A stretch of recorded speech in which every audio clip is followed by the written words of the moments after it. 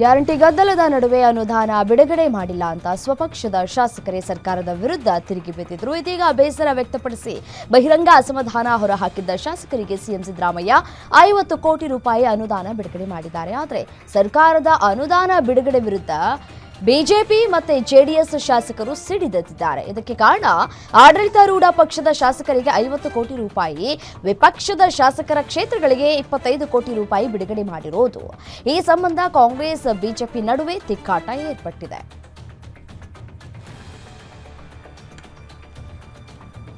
ಕಾಂಗ್ರೆಸ್ ಶಾಸಕರ ಕ್ಷೇತ್ರಗಳಿಗೆ ಅನುದಾನ ಬಿಡುಗಡೆ ವಿಚಾರವಾಗಿ ರಾಯಚೂರಿನಲ್ಲಿ ಸಚಿವ ಡಾಕ್ಟರ್ ಶರಣಪ್ರಕಾಶ್ ಪಾಟೀಲ್ ರಿಯಾಕ್ಟ್ ಮಾಡಿದ್ದಾರೆ. ಎಲ್ಲೆಲ್ಲಿ ಶಾಸಕರಿಗೆ ಅವಶ್ಯಕತೆ ಅವರಿಗೆ ಅನುದಾನ ಕೊಡ್ತಾರೆ. ಹಿಂದೆ ಬಿಜೆಪಿ ಅವಧಿಯಲ್ಲಿ ಕಾಂಗ್ರೆಸ್ ಶಾಸಕರ ಕ್ಷೇತ್ರಗಳಿಗೆ ಅನುದಾನ ಕೊಟ್ಟಿಲ್ಲ, ತಮ್ಮ ಶಾಸಕರಿಗೆ ಮಾತ್ರ ಕೊಟ್ಟು ಅಭಿವೃದ್ಧಿ ಮಾಡಿಕೊಂಡಿದ್ದಾರೆ. ನಾವು ಎಲ್ಲಾ ಶಾಸಕರಿಗೂ ಅನುದಾನ ಕೊಡ್ತಾ ಇದ್ದೀವಿ ಅಂತ ಹೇಳಿಕೆಯನ್ನು ನೀಡಿದರು.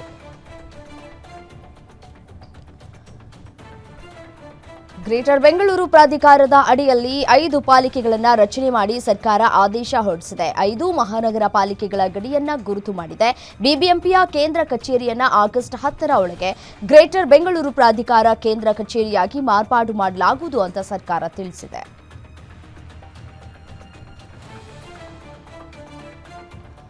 ಬಿಕ್ಲು ಶಿವ ಮರ್ಡರ್ ಕೇಸ್ನಲ್ಲಿ ಭೈರತಿ ಬಸವರಾಜ್ಗೆ ಸಂಕಷ್ಟ ಎದುರಾಗಿದೆ. ಸತತ 4 ಗಂಟೆಗಳ ಕಾಲ ಶಾಸಕ ಭೈರತಿಗೆ ಪೊಲೀಸರು ಡ್ರಿಲ್ ಮಾಡಿದ್ದಾರೆ. ಸಾಲು ಸಾಲು ಪ್ರಶ್ನೆಗಳನ್ನ ಕೇಳಿದ್ದು ಮತ್ತೆ ವಿಚಾರಣೆಗೆ ಹಾಜರಾಗುವಂತೆ ಸೂಚನೆ ನೀಡಿದ್ದಾರೆ. ವಿಚಾರಣೆ ಬಳಿಕ ಶಾಸಕ ಭೈರತಿ ಬಸವರಾಜ್ ರಿಯಾಕ್ಟ್ ಮಾಡಿದ್ದು, ಎಸಿಪಿ ಕೇಳಿದ ಎಲ್ಲಾ ಪ್ರಶ್ನೆಗಳಿಗೆ ಉತ್ತರಿಸಿದ್ದೇನೆ, ನನ್ನದು ಯಾವುದೇ ಪಾತ್ರವಿಲ್ಲ, ತನಿಖೆಗೆ ಕರೆದಿದ್ರು ಬಂದಿದ್ದೇನೆ ಅಂತ ಹೇಳಿಕೆ ಕೊಟ್ಟಿದ್ದಾರೆ.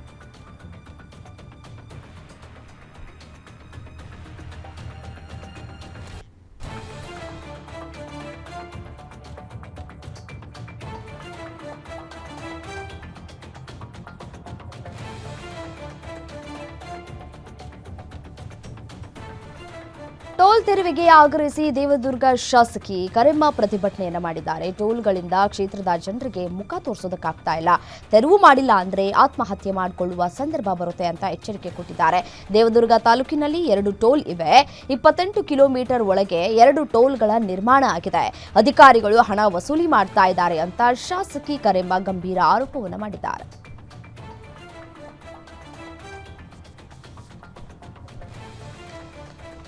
ಕರ್ನಾಟಕ ಹೈಕೋರ್ಟ್ ಮುಖ್ಯ ನ್ಯಾಯಮೂರ್ತಿಗಳಾಗಿ ವಿಭು ಬಕ್ರು ಅವರು ಪ್ರಮಾಣ ವಚನ ಸ್ವೀಕರಿಸಿದರು. ರಾಜ್ಯಪಾಲ ಥಾವರ್ ಚಂದ್ ಗೆಹ್ಲೋಟ್ ಅವರು ಪ್ರಮಾಣ ವಚನ ಬೋಧಿಸಿದ್ರು.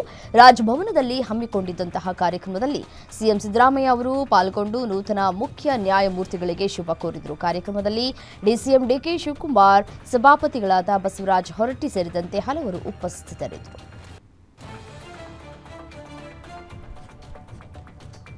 ಹಾಸನದಲ್ಲಿ 2 ಕಾರುಗಳ ನಡುವೆ ಭೀಕರ ಅಪಘಾತ ಸಂಭವಿಸಿದೆ. ಘಟನೆಯಲ್ಲಿ 2 ಸ್ಥಳದಲ್ಲಿ ಮೃತಪಟ್ಟಿದ್ದು 4ರ ಸ್ಥಿತಿ ಗಂಭೀರವಾಗಿದೆ. ಹಾಸನದ ಶೆಟ್ಟಿಹಳ್ಳಿ ಬಳಿಯ ಮೇಲ್ಸೇತುವೆ ಬಳಿ ಘಟನೆ ನಡೆದಿದ್ದು, ಬೆಂಗಳೂರಿನ ಮೀನಾಕ್ಷಿ, ಚನ್ನರಾಯಪಟ್ಟಣದ ಪ್ರತಾಪ್ ಎಂಬುವವರು ಸಾವನ್ನಪ್ಪಿದ್ದಾರೆ. ಡಿಕ್ಕಿಯ ರಭಸಕ್ಕೆ 2 ಕಾರುಗಳು ಸಂಪೂರ್ಣ ಜಖಂ ಆಗಿವೆ. ಗಾಯಾಳುಗಳಿಗೆ ಜಿಲ್ಲಾಸ್ಪತ್ರೆಯಲ್ಲಿ ಚಿಕಿತ್ಸೆ ಮುಂದುವರೆದಿದೆ.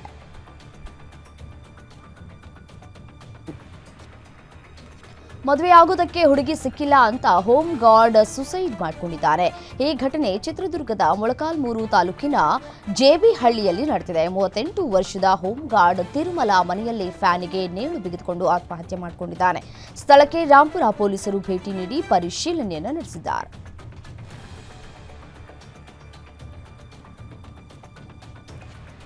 ಕೃಷ್ಣಾ ನದಿಗೆ ಗಂಡನನ್ನ ತಳ್ಳಿದ್ದ ಕೇಸ್ಗೆ ಬಿಗ್ ಟ್ವಿಸ್ಟ್ ಸಿಕ್ಕಿದೆ. ರಾಯಚೂರು ಜಿಲ್ಲೆಯ ಗರ್ಜಾಪುರ ಸೇತುವೆಯಲ್ಲಿ ನಡೆದಿದ್ದ ಈ ಘಟನೆಯಲ್ಲಿ ಹೆಂಡತಿ ಮೇಲೆ ಗಂಡ ತಾತಪ್ಪ ಗಂಭೀರ ಆರೋಪ ಮಾಡಿದ್ದ. ಆದರೆ ದೂರು ಮಾತ್ರ ಕೊಟ್ಟಿರಲಿಲ್ಲ. Divorce ಪೇಪರ್ಸ್ಗೆ sign ಮಾಡಿಸಿಕೊಂಡಿದ್ರು. ಇದೀಗ ತಾತಪ್ಪನ ಹೆಂಡತಿ ಅಪ್ರಾಪ್ತೆ ಅಂತ ತಿಳಿದು ಬಂದಿದೆ. ಶಾಲಾ ಜನ್ಮ ದಿನಾಂಕ ದಾಖಲೆ ಪರಿಶೀಲನೆ ವೇಳೆ ಸತ್ಯ ಗೊತ್ತಾಗಿದೆ. 16 ವಯಸ್ಸಿನ ಅಪ್ರಾಪ್ತೆ ಜೊತೆ ತಾತಪ್ಪ ಮದುವೆಯಾಗಿದ್ದ. ಘಟನೆಗೆ ಸಂಬಂಧಪಟ್ಟಂತೆ ಕೇಸ್ ದಾಖಲಿಸುವುದಕ್ಕೆ ರಾಜ್ಯ ಮಕ್ಕಳ ಹಕ್ಕುಗಳ ಆಯೋಗದ ಸದಸ್ಯ ಶಶಿಧರ ಕೋಸುಂಬೆ ಸೂಚನೆಯನ್ನು ನೀಡಿದ್ದಾರೆ.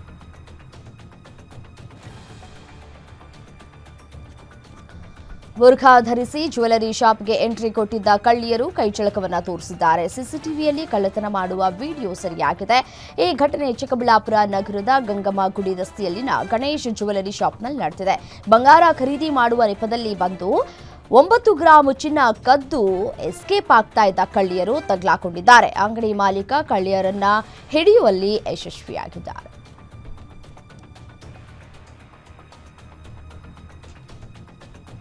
ಅಯೋಧ್ಯೆ ಪ್ರವಾಸಕ್ಕೆ ಹೋಗಿದ್ದ ವೃದ್ಧ ನಿಗೂಢವಾಗಿ ನಾಪತ್ತೆಯಾಗಿದ್ದಾರೆ. ಹೀಗಾಗಿ ವೃದ್ಧನ ಪತಿಗಾಗಿ ಮಗ ಸೊಸೆ ಕೋದಂಡರಾಮನ ಮೊರೆ ಹೋಗಿದ್ದಾರೆ. ರಾಮನ ದೇವಾಲಯದಲ್ಲಿ ವೃದ್ಧನ ಭಾವಚಿತ್ರ ಇಟ್ಟು ಪೂಜೆ ಮಾಡಿಸಿದ್ದಾರೆ. ಬೆಂಗಳೂರಿನ ತೊರೆನಾಗಸಂದ್ರ ನಿವಾಸಿ ಹನುಮಂತರಾಯಪ್ಪ ಅಯೋಧ್ಯೆ ರಾಮನ ದರ್ಶನ ಪಡೆದು ಶರಾಯು ಧರ್ಮಶಾಲೆ ವಸತಿ ಗೃಹದಿಂದ ನಾಪತ್ತೆಯಾಗಿದ್ದಾರೆ. ಹಾಗಾಗಿ ಮಗ ಶಿವಣ್ಣ ಸೊಸೆ ಕಾವ್ಯರಿಂದ ತೀವ್ರ ಹುಡುಕಾಟ ನಡೆದಿದೆ. ಉತ್ತರ ಪ್ರದೇಶದ ಕೊತ್ವಾವಲ್ಲಿ ಪೊಲೀಸ್ ಠಾಣೆಯಲ್ಲಿ ಇದೀಗ ಪ್ರಕರಣ ಕೂಡ ದಾಖಲಾಗಿದೆ. ಚಾಕು ಹಿಡಿದು ರೀಲ್ಸ್ ಮಾಡಿದ ಯುವಕನಿಗೆ ಪೊಲೀಸರು ಬಿಸಿ ಮುಟ್ಟಿಸಿದ್ದಾರೆ. ಸಾಮಾಜಿಕ ಜಾಲತಾಣದಲ್ಲಿ ವೈರಲ್ ಆಗಿರುವ ಕಿಪಿ ಕೀರ್ತಿಗಾಗಿ ಬಿಲ್ಡಪ್ ಕೊಟ್ಟು ಚಾಕು ಹಿಡಿದು ರೀಲ್ಸ್ ಮಾಡಿದ್ದ ಮುತ್ತು ಅಲಿಯಾಸ್ ಬ್ಲಾಕ್ ಕೋಬ್ರಾ ಎಂಬಾತನಿಗೆ ಪೊಲೀಸರು ಎಚ್ಚರಿಕೆಯನ್ನು ನೀಡಿದ್ದಾರೆ. ತುಮಕೂರು ಜಿಲ್ಲೆಯ ಮಧುಗಿರಿ ತಾಲೂಕಿನ ಹೊಸಕೆರೆ ಪುರದ ಮುತ್ತು ನಗರದ ಸುತ್ತಮುತ್ತ ಕಡಲೆಕಾಯಿ ವ್ಯಾಪಾರವನ್ನು ಮಾಡಿಕೊಂಡಿದ್ದಾನೆ. ಕಿಪಿ ಕೀರ್ತಿ ವಿಚಾರವಾಗಿ ಸಾಕಷ್ಟು ವಿಡಿಯೋಗಳನ್ನು ಮಾಡಿಕೊಂಡು ಸೋಷಿಯಲ್ ಮೀಡಿಯಾದಲ್ಲಿ ಅಪ್ಲೋಡ್ ಮಾಡಿದ್ದಾನೆ.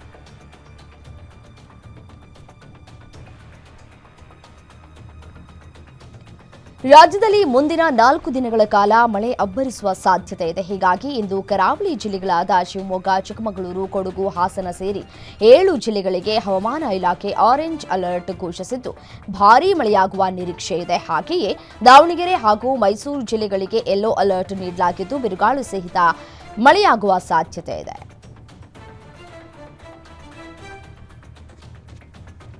ಬಂಗಾಳಕೊಲ್ಲಿಯಲ್ಲಿ ವಾಯುಭಾರ ಕುಸಿತದ ಪರಿಣಾಮ ಹೈದರಾಬಾದ್ನಲ್ಲಿ ಸುರಿದ ಭಾರೀ ಮಳೆಗೆ ಅವಾಂತರಗಳೇ ಸೃಷ್ಟಿಯಾಗಿವೆ. ಹೈದರಾಬಾದ್ನ ಉತ್ತರ ಮತ್ತು ದಕ್ಷಿಣ ಪ್ರದೇಶಗಳ ಹಲವು ಕಡೆ ಪ್ರವಾಹ ಪರಿಸ್ಥಿತಿ ನಿರ್ಮಾಣವಾಗಿದೆ. ಭಾರೀ ಮಳೆಯ ಪರಿಣಾಮ ಫ್ಲೈಓವರ್ ರಸ್ತೆಗಳು ಮುಳುಗಡೆಯಾಗಿದ್ದು ನದಿಯಂತೆ ತುಂಬಿ ಹರಿಯುತ್ತಿವೆ.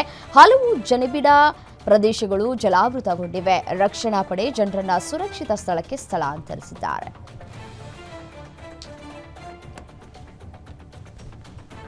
ಜುಲೈ 23ರಿಂದ 26ರವರೆಗೆ ಪ್ರಧಾನಿ ಮೋದಿ ಅವರು ವಿದೇಶ ಪ್ರವಾಸಕ್ಕೆ ತೆರಳಲಿದ್ದು ಈ ಬಾರಿ ಬ್ರಿಟನ್ ಮತ್ತು ಮಾಲ್ಡೀವ್ಸ್ಗೆ ಭೇಟಿಯನ್ನು ನೀಡಲಿದ್ದಾರೆ. ಈ ಭೇಟಿಯು ಭಾರತ ಯುಕೆ ದ್ವಿಪಕ್ಷೀಯ ವಾಣಿಜ್ಯ ಒಪ್ಪಂದಕ್ಕೆ ಅಂತಿಮ ಸ್ವರೂಪ ನೀಡುವುದು, ದ್ವಿಪಕ್ಷೀಯ ಸಂಬಂಧಗಳನ್ನು ಮತ್ತಷ್ಟು ಗಟ್ಟಿಗೊಳಿಸುವ ಪ್ರಮುಖ ಗುರಿಯನ್ನ ಹೊಂದಿದೆ. ಭಾರತ ಯುಕೆ ದ್ವಿಪಕ್ಷೀಯ ವಾಣಿಜ್ಯ ಒಪ್ಪಂದಕ್ಕೆ ಅಂತಿಮ ಸಹಿ ಹಾಕುವ ಸಾಧ್ಯತೆ ಕೂಡ ಇದೆ.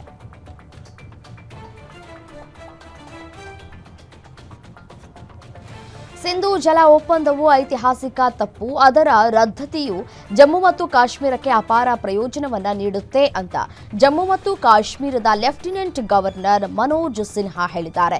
ಸಿಂಧೂ ಜಲ ಒಪ್ಪಂದದ ರದ್ದತಿ ಪಾಕಿಸ್ತಾನಕ್ಕೆ ಸೂಕ್ತವಾದ ಉತ್ತರವಾಗಿದೆ. ಕಾಶ್ಮೀರವು ತನ್ನ ನಿಜವಾದ ಜಲ ವಿದ್ಯುತ್ ಸಾಮರ್ಥ್ಯವನ್ನು ಬಳಸಿಕೊಳ್ಳುವುದಕ್ಕೆ ಅನುವು ಮಾಡಿಕೊಡುತ್ತದೆ ಅಂತ ಪ್ರತಿಪಾದಿಸಿದ್ದಾರೆ.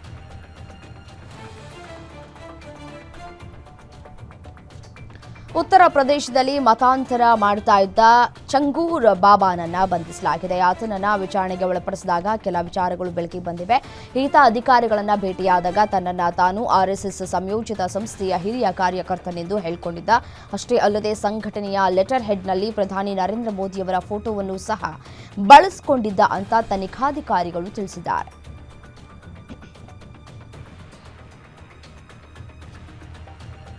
ಪಾಟ್ನಾದ ಆಸ್ಪತ್ರೆಯಲ್ಲಿ ಐಸಿಯುಗೆ ನುಗ್ಗಿ ದರೋಡೆಕೋರ ಚಂದನ್ ಮಿಶ್ರಾನನ್ನ ಗುಂಡಿಕ್ಕಿ ಕೊಂದಿದ್ದ 5 ಆರೋಪಿಗಳನ್ನು ಕೋಲ್ಕತ್ತಾದಲ್ಲಿ ಪೊಲೀಸರು ಬಂಧಿಸಿದ್ದಾರೆ. ಬಿಹಾರ ಪೊಲೀಸರು ಮತ್ತು ಪಶ್ಚಿಮ ಬಂಗಾಳ ಪೊಲೀಸರು ಜಂಟಿ ಕಾರ್ಯಾಚರಣೆ ನಡೆಸಿ ಕೋಲ್ಕತ್ತಾದ ಉಪನಗರದ ವಸತಿ ಸಂಕೀರ್ಣದಲ್ಲಿ ಬಂಧಿಸಿದ್ದಾರೆ ಅಂತ ವರದಿಗಳು ತಿಳಿಸಿವೆ.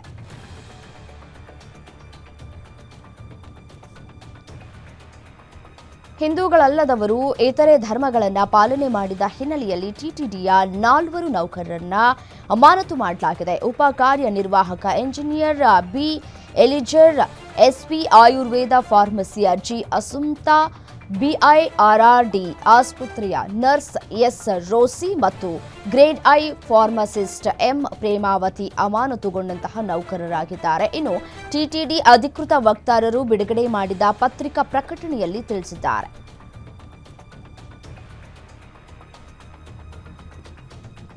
ಉತ್ತರ ಪ್ರದೇಶದ ಪೊಲೀಸರು ದೊಡ್ಡ ಪ್ರಮಾಣದ ಅಕ್ರಮ ಧಾರ್ಮಿಕ ಮತಾಂತರದ ದಂಧೆಯನ್ನ ಬೆನ್ನತ್ತಿದ್ದಾರೆ. ಇದು ಅಧಿಕಾರಿಗಳ ಪ್ರಕಾರ ಐಸಿಸ್ನಂತೆಯೇ ಕಾರ್ಯನಿರ್ವಹಿಸ್ತಾ ಇತ್ತು. ಈ ಕಾರ್ಯಾಚರಣೆಯ ಭಾಗವಾಗಿ 6 ವಿಭಿನ್ನ ರಾಜ್ಯಗಳಿಂದ 10 ಜನರನ್ನ ಬಂಧಿಸಲಾಗಿದೆ. 33 ಮತ್ತು 18 ವರ್ಷದ ಇಬ್ಬರು ಸಹೋದರಿಯರು ಕಾಣೆಯಾದ ನಂತರ ಆಗ್ರಾದಲ್ಲಿ ಈ ಬಗ್ಗೆ ತನಿಖೆ ಪ್ರಾರಂಭವಾಯಿತು. ನಂತರ ಅವರನ್ನ ತಮ್ಮ ಧರ್ಮವನ್ನ ಬದಲಾಯಿಸುವುದಕ್ಕೆ ಒತ್ತಾಯಿಸಲಾಗಿದೆ ಅಂತ ಪೊಲೀಸರು ಪತ್ತೆ ಹಚ್ಚಿದ್ದಾರೆ.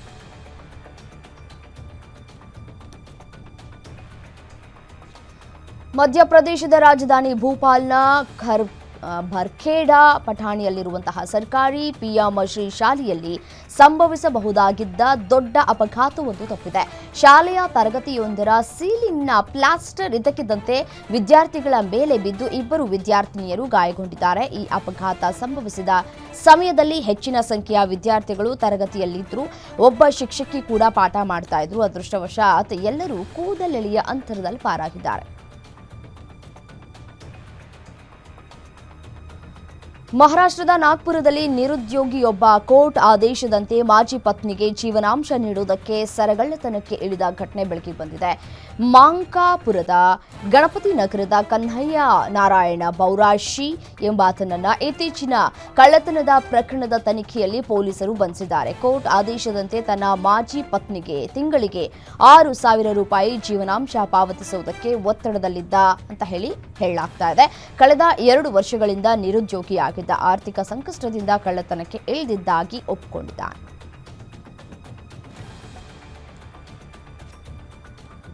ಗ್ರೇಟರ್ ನೋಯ್ಡಾದ ಶಾರದಾ ವಿಶ್ವವಿದ್ಯಾಲಯದಲ್ಲಿ 2ನೇ ವರ್ಷದ BDS ವಿದ್ಯಾರ್ಥಿನಿ ಅಧ್ಯಾಪಕರ ಕಿರುಕುಳದಿಂದ ಆತ್ಮಹತ್ಯೆಯನ್ನ ಮಾಡಿಕೊಂಡಿದ್ದಾಳೆ. ಶಿಕ್ಷಕರೊಬ್ಬರು ಕಿರುಕುಳವನ್ನ ನೀಡಿದ್ದಾರೆ ಅಂತ ಹೇಳಿ ಆರೋಪಿಸಿ ಆಕೆ ಸೂಸೈಡ್ ನೋಟ್ ಬರೆದಿಟ್ಟಿದ್ದಾಳೆ. ಪೊಲೀಸರು ಡೆತ್ ನೋಟ್ ಅನ್ನ ವಶಪಡಿಸಿಕೊಂಡಿದ್ದಾರೆ.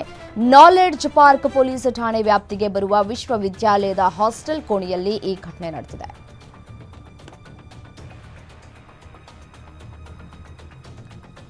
ಛತ್ತೀಸ್ಗಢದ ಭಿಲಾಯಿಯ ಸುಪೇಲಾ ಪ್ರದೇಶದಲ್ಲಿ ನಡೆದ ಭೀಕರ ರಸ್ತೆ ಅಪಘಾತದಲ್ಲಿ 17 ವರ್ಷದ ಬಾಲಕ ಸಾವನ್ನಪ್ಪಿದ್ದಾನೆ. ಸ್ನೇಹಿತನೊಂದಿಗೆ ಸ್ಕೂಟರ್ನಲ್ಲಿ ಹೋಗ್ತಾ ಇದ್ದ ವೇಳೆ ಬೀದಿ ನಾಯಿಯೊಂದು ಇದಕ್ಕಿದ್ದಂತೆ ಅಡ್ಡ ಬಂದ ಕಾರಣ ಅದನ್ನ ಉಳಿಸೋದಕ್ಕೆ ಹೋಗಿ ಸ್ಕೂಟರ್ ತಿರುಗಿಸಿದ್ದ. ಈ ವೇಳೆ ನಿಯಂತ್ರಣ ತಪ್ಪಿ ಇಬ್ಬರು ರಸ್ತೆ ಪಕ್ಕದಲ್ಲಿರುವ ಚರಂಡಿಗೆ ಬಿದ್ರು. ಇಡೀ ಘಟನೆ ಸಿಸಿಟಿವಿ ಕ್ಯಾಮೆರಾದಲ್ಲಿ ಸೆರೆಯಾಗಿದ್ದು ಈಗ ಸೋಷಿಯಲ್ ಮೀಡಿಯಾದಲ್ಲಿ ವೈರಲ್ ಆಗಿದೆ.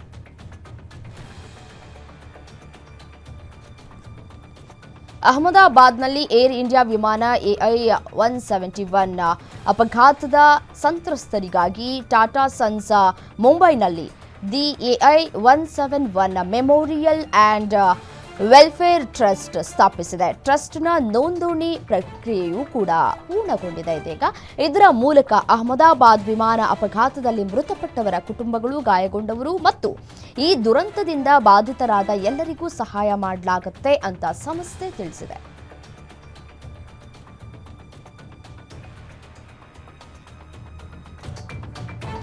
ಇಬ್ಬರು ಸಹೋದರರು ಒಂದೇ ಯುವತಿಯನ್ನ ವಿವಾಹವಾಗಿದ್ದು ಹಿಮಾಚಲ ಪ್ರದೇಶದಲ್ಲಿ ನಡೆದ ಬಹುಪತ್ನಿತ್ವ ಸಂಪ್ರದಾಯವು ಗಮನವನ್ನು ಸೆಳೆದಿದೆ. ಇದು ಸಹೋದರರು ಹೆಂಡತಿಯನ್ನ ಹಂಚಿಕೊಳ್ಳುವುದು ಒಂದು ಪ್ರಾಚೀನ ಆಚರಣೆ ಅಂತ ಅನ್ನಿಸ್ಕೊಂಡಿದೆ. ಕುಟುಂಬದ ಐಕ್ಯತೆಯನ್ನ ಕಾಪಾಡುವ ಮತ್ತು ಪೂರ್ವಜರ ಭೂಮಿಯ ವಿಭಜನೆಯನ್ನು ತಡೆಯುವ ಮತ್ತು ಯಾವುದೇ ಮಹಿಳೆ ವಿಧವೆಯಾಗಿ ಉಳಿಯದಂತೆ ನೋಡಿಕೊಳ್ಳುವ ಉದ್ದೇಶದಿಂದ ಈ ಸಂಪ್ರದಾಯ ಹುಟ್ಟಿಕೊಂಡಿದೆ.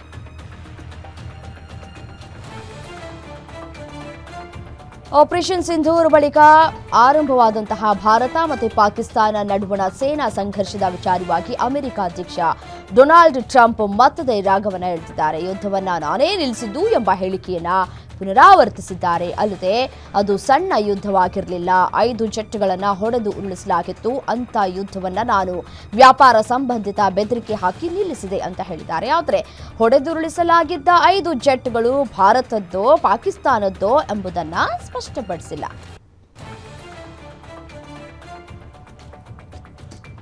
ಇಸ್ರೇಲ್ ಮತ್ತು ಸಿರಿಯಾದ ನಾಯಕರು ಕದನ ವಿರಾಮಕ್ಕೆ ಒಪ್ಪಿಗೆ ಸೂಚಿಸಿದ್ದಾರೆ ಅಂತ ಅಮೆರಿಕ ರಾಯಭಾರಿ ಟಾಮ್ ಬ್ಯಾರಕ್ ಘೋಷಿಸಿದ್ದಾರೆ.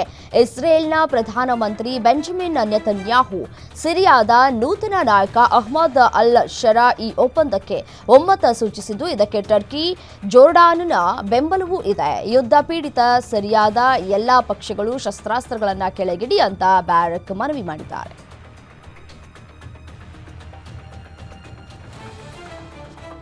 ಭಾರತ ಪಾಕಿಸ್ತಾನದ ಮೇಲೆ ಆಪರೇಷನ್ ಸಿಂಧೂರದ ಮೂಲಕ ದಾಳಿ ನಡೆಸಿ 2 ತಿಂಗಳು ಕಳೆಯುತ್ತಾ ಬಂದಿದೆ. ಆದರೂ ಪಾಕಿಸ್ತಾನ ತನ್ನ ವಾಯು ನೆಲೆಗಳನ್ನು ಸರಿ ಮಾಡೋದಕ್ಕೆ ಸಾಧ್ಯವಾಗಿಲ್ಲ. ಭಾರತ ನಡೆಸಿದ ದಾಳಿಗೆ ಪಾಕಿಸ್ತಾನದ ವಾಯು ನೆಲೆಗಳು ಅಕ್ಷರಶಃ ತತ್ತರಿಸಿ ಹೋಗಿದೆ. ಪಾಕಿಸ್ತಾನಕ್ಕೆ ಭಾರತ ಗಡಿಯಲ್ಲಿರುವ ತನ್ನ ವಾಯು ನೆಲೆಯ ರನ್ವೇಗಳನ್ನು ಸರಿ ಮಾಡೋದಕ್ಕೆ ಸಾಧ್ಯವಿಲ್ಲ ಅಂತ ಸ್ವತಃ ಪಾಕಿಸ್ತಾನವೇ ಒಪ್ಪಿಕೊಂಡಿದೆ.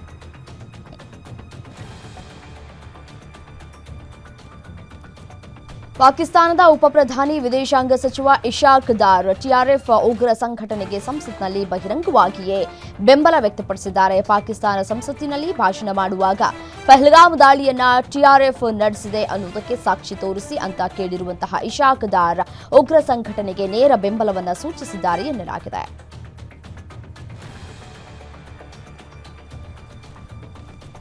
ಭಾರತೀಯ ವಿಮಾನಗಳಿಗೆ ಪಾಕಿಸ್ತಾನದ ವಾಯು ಪ್ರದೇಶ ನಿರ್ಬಂಧವನ್ನು ಆಗಸ್ಟ್ 24ರವರೆಗೆ ವಿಸ್ತರಿಸಲಾಗಿದೆ. ಭಾರತೀಯ ವಿಮಾನಯಾನ ಸಂಸ್ಥೆಗಳು ನಿರ್ವಹಿಸುವ ಯಾವುದೇ ವಿಮಾನಗಳು ಭಾರತದ ಒಡೆತನದಲ್ಲಿ ಇರುವಂತಹ ಅಥವಾ ಗುತ್ತಿಗೆ ಪಡೆದಿರುವ ಮಿಲಿಟರಿ ಮತ್ತು ನಾಗರಿಕ ವಿಮಾನಗಳಿಗೆ ಆಗಸ್ಟ್ 24ರವರೆಗೆ ಪಾಕಿಸ್ತಾನದ ವಾಯು ಪ್ರದೇಶವನ್ನು ಬಳಸುವುದಕ್ಕೆ ಅನುಮತಿ ಇಲ್ಲ ಅಂತ ಪಾಕಿಸ್ತಾನದ ವಿಮಾನ ನಿಲ್ದಾಣ ಪ್ರಾಧಿಕಾರ ತಿಳಿಸಿದೆ.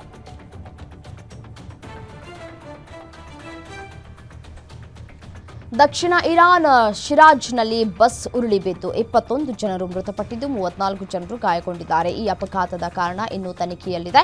ಅಪಘಾತವು ನಿನ್ನೆ ಬೆಳಿಗ್ಗೆ 11:05 ಸಂಭವಿಸಿದೆ. ರಕ್ಷಣಾ ಪಡೆಗಳು ತಕ್ಷಣವೇ ಸ್ಥಳಕ್ಕೆ ಧಾವಿಸಲಾಗಿದ್ದು ಅಪಘಾತದ ಕಾರಣವನ್ನು ತನಿಖೆ ನಡೆಸಲಾಗ್ತಾ ಇದೆ ಅಂತ ಫಾರ್ಸ್ ಪ್ರಾಂತ್ಯದ ತುರ್ತು ಸಂಸ್ಥೆಯ ಮುಖ್ಯಸ್ಥ ಮಸೌದ್ ಅಬೆದ್ ಹೇಳಿದ್ದಾರೆ.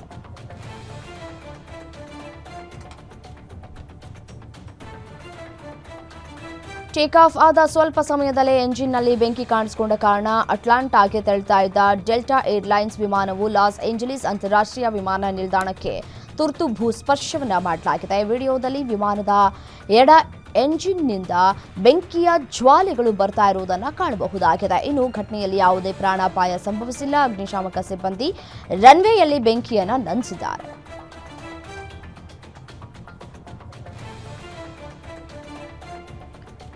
ವಿಯೆಟ್ನಾಂನಲ್ಲಿ ಪ್ರವಾಸಿಗರನ್ನ ಕರೆದೊಯ್ತಾ ಇದ್ದ ದೋಣಿ ಮಗುಚಿ 34 ಮಂದಿ ಮೃತಪಟ್ಟಿದ್ದು 8ಕ್ಕೂ ಅಧಿಕ ಮಂದಿ ನಾಪತ್ತೆಯಾಗಿರುವ ಘಟನೆ ನಡೆದಿದೆ. ನಿನ್ನೆ ಮಧ್ಯಾಹ್ನದ ವೇಳೆಗೆ ಗುಡುಗು ಸಹಿತ ಭಾರೀ ಮಳೆಯಿಂದಾಗಿ ಹಾಲ್ ಲಾಂಗ್ ಕೊಲ್ಲಿ ಪ್ರವಾಸಿ ತಾಣದಲ್ಲಿ ದುರ್ಘಟನೆ ನಡೆದಿದೆ. ಪ್ರವಾಸಿ ದೋಣಿಯಲ್ಲಿ 48 ಮಂದಿ ಪ್ರಯಾಣಿಕರಿದ್ದರು, 5 ಸಿಬ್ಬಂದಿ ಕೂಡ ಇದ್ರು. ಅವರೆಲ್ಲರೂ ಕೂಡ ವಿಯೆಟ್ನಾಂನವರೇ ಅಂತ ಹೇಳಿ ತಿಳಿದು ಬಂದಿದೆ.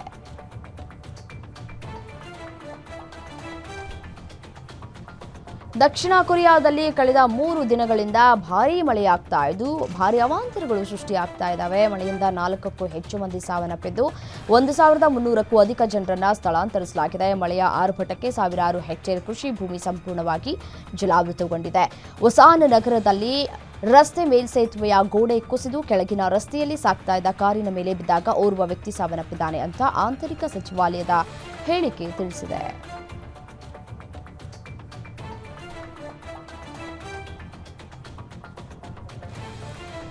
ಪಾಕಿಸ್ತಾನದಲ್ಲಿ ಪ್ರವಾಹ ಉಂಟಾಗಿದ್ದು ಇದರ ಬಗ್ಗೆ ವರದಿ ಮಾಡ್ತಾ ಇದ್ದ ಪತ್ರಕರ್ತನೊಬ್ಬ ನೆರೆ ನೀರಿನಲ್ಲಿ ಕೊಚ್ಚಿ ಹೋದ ಘಟನೆ ನಡೆದಿದೆ. ಪಾಕಿಸ್ತಾನದ ಹಲವು ಪ್ರದೇಶಗಳಲ್ಲಿ ಭಾರೀ ಮಳೆಯಿಂದ ಪ್ರವಾಹ ಪರಿಸ್ಥಿತಿ ನಿರ್ಮಾಣವಾಗಿದೆ. ನೇರ ಪ್ರಸಾರದ ಸಮಯದಲ್ಲಿ ರಾವಲ್ಪಿಂಡಿಯ ಚಾಹನ್ ಅಣೆಕಟ್ಟು ಬಳಿ ನೀರಿನ ಸೆಳೆತ ಹೆಚ್ಚಿದ್ದರೂ ಅದರ ಮಧ್ಯದಲ್ಲಿ ನಿಂತು ವರದಿಗಾರನೊಬ್ಬ ವರದಿ ಮಾಡಿದ್ದಾನೆ. ಹೀಗಾಗಿ ಕೊಚ್ಚಿ ಹೋಗಿದ್ದಾನೆ ಎನ್ನಲಾಗಿದೆ.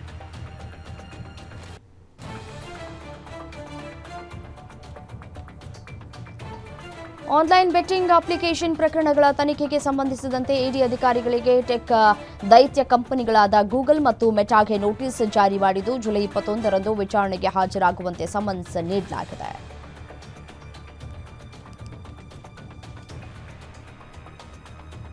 ಸಿಡಿಲು ಬಡಿತದಿಂದ ಕೂದಲೆಳೆಯ ಅಂತರದಲ್ಲಿ ಪಿಜ್ಜಾ ಡೆಲಿವರಿ ಏಜೆಂಟ್ ಪಾರಾಗಿದ್ದಾನೆ. ಅಮೆರಿಕದ ನ್ಯೂ ಜೆರ್ಸಿಯಲ್ಲಿ ಈ ಘಟನೆ ನಡೆದಿದ್ದು ಭಯಾನಕ ದೃಶ್ಯ ಡೋರ್ ಬೆಲ್ನ ಕ್ಯಾಮೆರಾದಲ್ಲಿ ಸೆರೆಯಾಗಿದೆ. ನ್ಯೂ ಜೆರ್ಸಿಯಲ್ಲಿ ಗುಡುಗು ಸಹಿತ ಭಾರೀ ಮಳೆಯಾಗಿದೆ. ಮಳೆಯ ಸಮಯದಲ್ಲಿ ಆಹಾರ ಡೆಲಿವರಿ ಏಜೆಂಟ್ ಪಿಜ್ಜಾ ನೀಡೋದಕ್ಕೆ ಬಂದಾಗ ಈ ಘಟನೆ ಸಂಭವಿಸಿದೆ.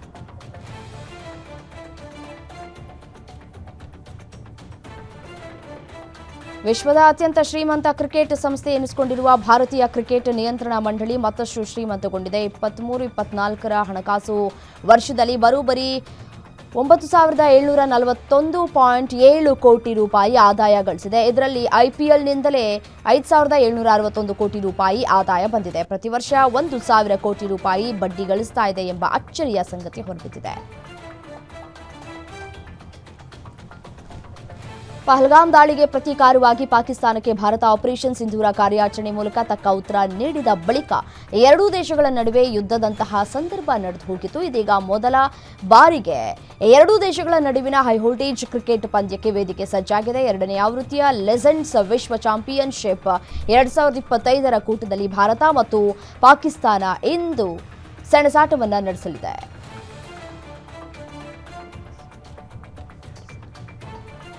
ಕೆಎಲ್ ರಾಹುಲ್ ಅವರನ್ನ ರವಿಶಾಸ್ತ್ರಿ ಗುಣಗಾನ ಮಾಡಿದ್ದಾರೆ. ಟೆಸ್ಟ್ ಸರಣಿಯಲ್ಲಿ ಅತ್ಯುತ್ತಮ ಬ್ಯಾಟಿಂಗ್ ಪ್ರದರ್ಶನ ತೋರುವ ಮೂಲಕ ಕೆಎಲ್ ರಾಹುಲ್ ಭಾರತ ತಂಡಕ್ಕೆ ನೆರವನ್ನು ನೀಡಿದ್ದಾರೆ. ಪ್ರತಿಭೆ ಇಲ್ಲವೆಂದು ಜಗತ್ತಿನಾದ್ಯಂತ ಯಾರೂ ಕೂಡ ಹೇಳಿರುವುದಿಲ್ಲ ಅಂತ ನಾನು ಭಾವಿಸ್ತೇನೆ.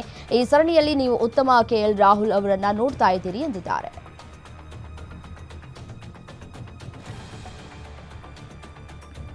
ಓಲ್ಡ್ ಟಾರ್ಫೋರ್ಡ್ನಲ್ಲಿ ಜುಲೈ 23ರಿಂದ ಆರಂಭವಾಗಲಿರುವ ಇಂಗ್ಲೆಂಡ್ ತಂಡದ ವಿರುದ್ಧದ 4ನೇ ಟೆಸ್ಟ್ ಪಂದ್ಯದಲ್ಲಿ ಟೀಂ ಇಂಡಿಯಾದ ರಿಷಭ್ ಪಂತ್ ಮಾಜಿ ಟೆಸ್ಟ್ ಆಟಗಾರ ರೋಹಿತ್ ಶರ್ಮಾ ಅವರ ವಿಶ್ವ ಟೆಸ್ಟ್ ಚಾಂಪಿಯನ್ಶಿಪ್ ದಾಖಲೆ ಮುರಿಯುವ ಸನಿಹದಲ್ಲಿದ್ದಾರೆ.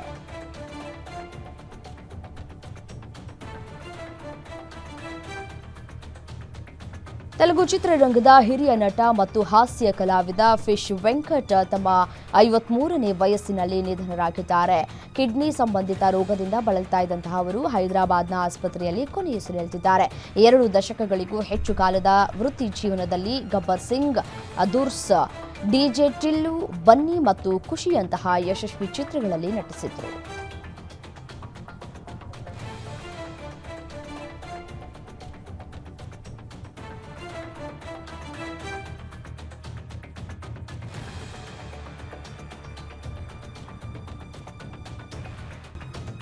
ಕಿಂಗ್ ಸಿನಿಮಾ ಶೂಟಿಂಗ್ ವೇಳೆ ಬಾಲಿವುಡ್ ನಟ ಶಾರುಖ್ ಖಾನ್ ಗಾಯಗೊಂಡಿದ್ದಾರೆ. ಕಿಂಗ್ ಖಾನ್ ಬೆನ್ನಿಗೆ ಪೆಟ್ಟಾಗಿದ್ದು ವಿಶ್ರಾಂತಿಗೆ ವೈದ್ಯರು ಸಲಹೆ ನೀಡಿದ್ದಾರೆ. ಸ್ಟಂಟ್ ದೃಶ್ಯ ಶೂಟಿಂಗ್ ಮಾಡುವಾಗ ಶಾರುಖ್ ಖಾನ್ ಗಾಯಗೊಂಡಿದ್ದಾರೆ. ಮುಂಬೈನ ಚಿತ್ರೀಕರಣದ ಸ್ಟುಡಿಯೋದಲ್ಲಿ ಘಟನೆ ನಡೆದಿದೆ. ಚಿತ್ರೀಕರಣದ ವೇಳೆ ಮಗಳು ಕೂಡ ಭಾಗಿಯಾಗಿದ್ದರು. ಗಾಯದ ಕಾರಣಕ್ಕೆ ಶಾರುಖ್ ಅಮೆರಿಕಕ್ಕೆ ತೆರಳುವ ಸಾಧ್ಯತೆ ಇದೆ.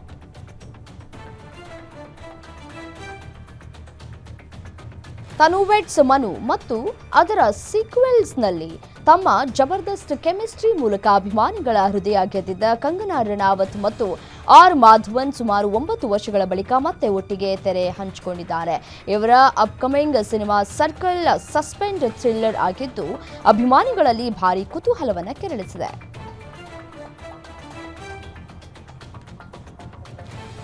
ಈ ವರ್ಷಾರಂಭದಲ್ಲಿ ನಡೆದ ಕುಂಭಮೇಳದಲ್ಲಿ ಮೊನಾಲಿಸಾ ಎಂಬ ಆಕರ್ಷಕ ಕಂಗಳ ಯುವತಿ ಗಮನ ಸೆಳೆದಿದ್ಲು. ಆಕೆಯ ವಿಡಿಯೋ ಸಾಕಷ್ಟು ವೈರಲ್ ಆಗಿ ಸಿನಿಮಾ ಆಫರ್ ಕೂಡ ಬಂದಿತ್ತು. ಇದೀಗ ಆಕೆ ತನ್ನ ಚೊಚ್ಚಲ ಚಿತ್ರೀಕರಣಕ್ಕಾಗಿ ಮಧ್ಯಪ್ರದೇಶ ಪಿಚೋರೆ ಪಟ್ಟಣಕ್ಕೆ ಆಗಮಿಸಿದ್ದಾಳೆ. ಈ ವೇಳೆ ಆಕೆಯನ್ನ ನೋಡೋದಕ್ಕೆ ನೂರಾರು ಮಂದಿ ಜಮಾಯಿಸಿದ್ದಾರೆ. ರಸ್ತೆಯುದ್ದಕ್ಕೂ ಜಮಾಯಿಸಿದ ಜನರು ಮೊನಾಲಿಸಾಳನ್ನ ಕಂಡು ಸಂಭ್ರಮ ಪಟ್ಟಿದ್ದಾರೆ.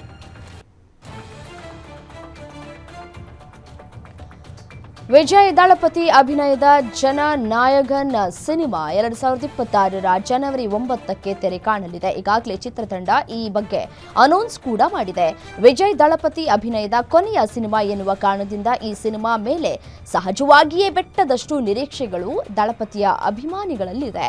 ಇದರ ನಡುವೆ ಶಿವಕಾರ್ತಿಕೇಯನ್ ನಟನೆಯ ಪರಾಶಕ್ತಿ ಸಿನಿಮಾ ಕೂಡ ತೆರೆಗೆ ಬರುವುದಕ್ಕೆ ಸಂಕ್ರಾಂತಿಗೆ ಡೇಟ್ ಗುರುತು ಮಾಡಿಕೊಂಡಿದ್ಯಂತೆ.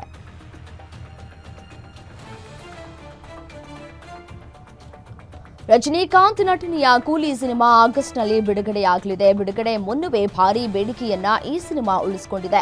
ಕನ್ನಡದ ನಟ ಉಪೇಂದ್ರ, ಬಾಲಿವುಡ್ ನಟ ಆಮಿರ್ ಖಾನ್ ಸೇರಿದಂತೆ ಹೆಸರಾಂತ ತಾರಾ ಬಳಗವೇ ಸಿನಿಮಾದಲ್ಲಿದೆ. ನಿರ್ಮಾಪಕ ಸಾರಾ ಗೋವಿಂದ್ ಕೂಲಿ ಸಿನಿಮಾವನ್ನ ಕರ್ನಾಟಕದಲ್ಲಿ ಬರೋಬ್ಬರಿ 22 ಕೋಟಿ ರೂಪಾಯಿ ಕೊಟ್ಟು ವಿತರಣೆ ಹಕ್ಕನ್ನು ಪಡೆದಿದ್ದಾರಂತೆ. ಏಕರೂಪ ಟಿಕೆಟ್ ದರ ನಿಗದಿಯಾಗಿದ್ದರಿಂದ ಅದು ಜಾರಿಗೆ ಬಂದ್ರೆ ಕಲೆಕ್ಷನ್ ಕಡಿಮೆಯಾಗುವ ಭಯ ಶುರುವಾಗಿದೆ ಅಂತೆ.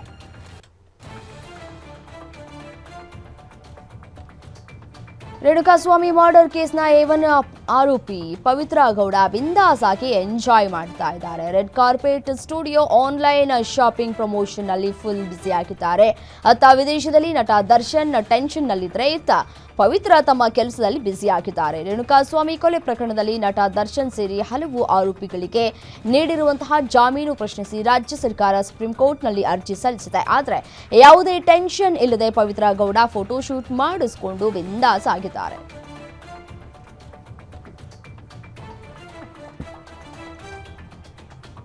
ಸ್ಯಾಂಡಲ್ವುಡ್ನಲ್ಲಿ ಭಾರೀ ಕುತೂಹಲ ಮೂಡಿಸಿರುವ ಚಿತ್ರಗಳ ಪೈಕಿ ದಿ ಡೆವಿಲ್ ಕೂಡ ಒಂದು.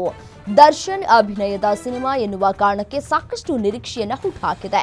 ಈಗಾಗಲೇ ಶೂಟಿಂಗ್ ಕೊನೆಯ ಹಂತಕ್ಕೆ ಬಂದು ತಲುಪಿದೆ. ಈ ಚಿತ್ರದ ಅಪ್ಡೇಟ್ಗಾಗಿ ಕಾಯ್ತಾ ಇದ್ದವರಿಗೆ ಇದೀಗ ಗುಡ್ ನ್ಯೂಸ್ ಸಿಕ್ಕಿದೆ. ಮೋಷನ್ ಪೋಸ್ಟರ್ ರಿಲೀಸ್ ಆಗಿದ್ದು ಮತ್ತೊಮ್ಮೆ ಸ್ಟೈಲಿಶ್ ರಗಡ್ ಲುಕ್ನಲ್ಲಿ ಡಿ ಬಾಸ್ ಗಮನವನ್ನ ಸೆಳೆದಿದ್ದಾರೆ.